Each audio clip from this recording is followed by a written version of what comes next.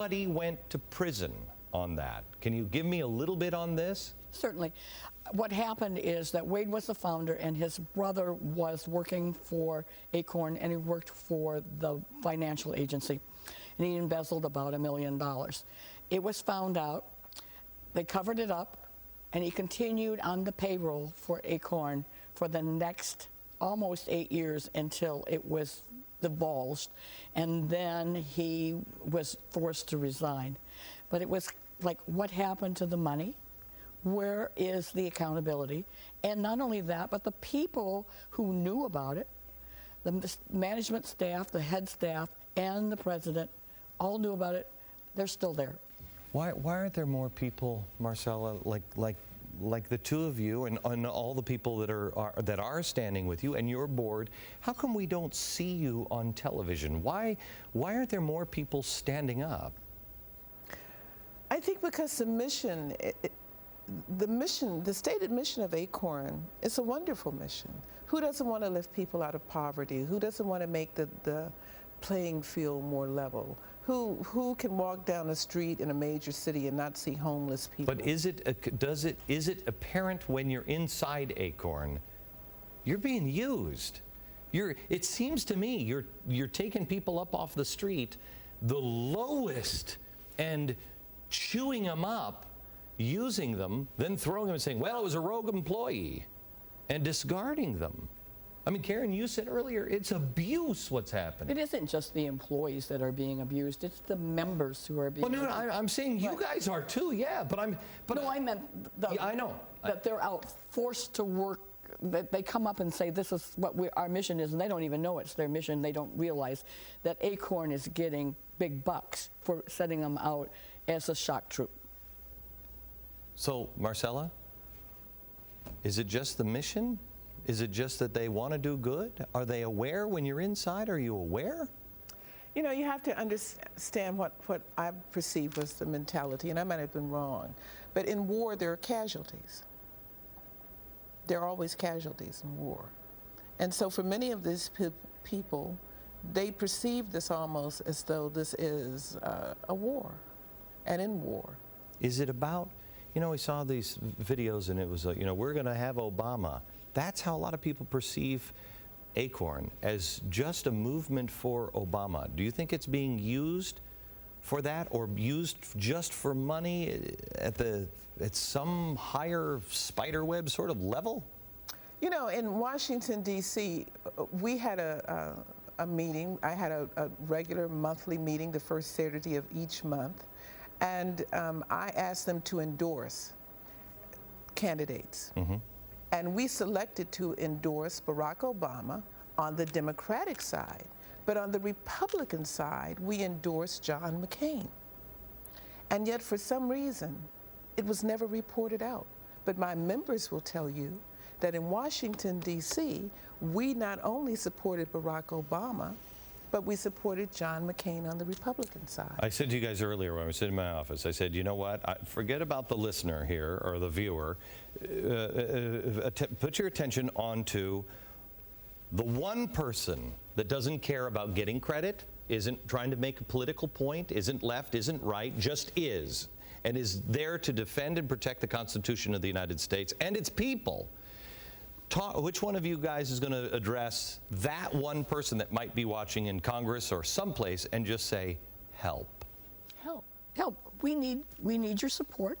We need you to help us figure out how to stop the abuse, how to empower people, and to look at the situation as it is, and not look at it as a minuscule voter fraud thing. It's much larger than that. Wow.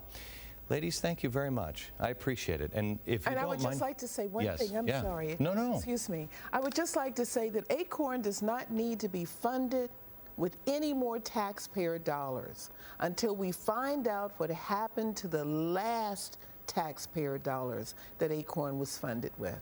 That is what we're calling for. We want the organization to survive. We want the organization to flourish. Does it ever occur to you that you're in danger for saying things like that? Do you realize how much money is at stake? I said to you earlier, they say, ACORN says we're not going to take any stimulus dollars. You two laughed. Why, Karen? Well, because there are more than 300 organizations under the ACORN umbrella. And they might be getting it under another umbrella organization.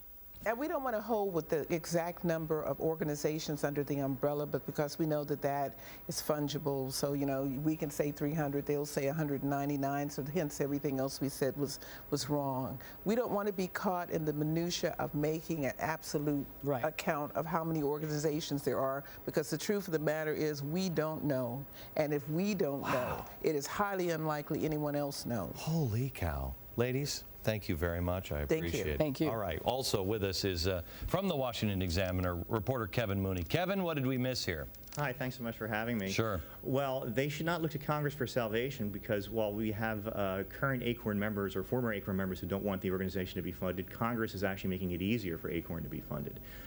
Just yesterday on the House floor, Representative Barney Frank passed an amendment that would actually dilute and eviscerate an earlier amendment offered by his colleague, Representative Michelle Bachmann, that would preclude organizations like ACORN under a criminal investigation from getting federal funds. So what happened with Conyers today? Why would Conyers come out and say, there's no reason to investigate? I mean, again, these guys investigated the cameras and the playbooks of the Patriots games. They were going after steroids for months and months and months. ACORN, steroids is important. Voter fraud and embezzlement and tax dollars being flushed down the toilet, that's not worth an investigation? Well, what's interesting is both of those members of Congress are changing their position while new indictments are coming down. There were new indictments in Nevada on Monday. There was one in Pennsylvania just the other day while the Frank amendment was actually moving on the House floor. So if there wasn't so much money involved, it would actually be comical. Barney Frank, for several hours, unknowingly almost became a teabagger, because he had initially voted in favor of that amendment on a voice vote and then reversed his position. He accidentally became a taxpayer advocate until he was reminded of what his actual role was. Hang on just a second. Marcella, it just reminded me.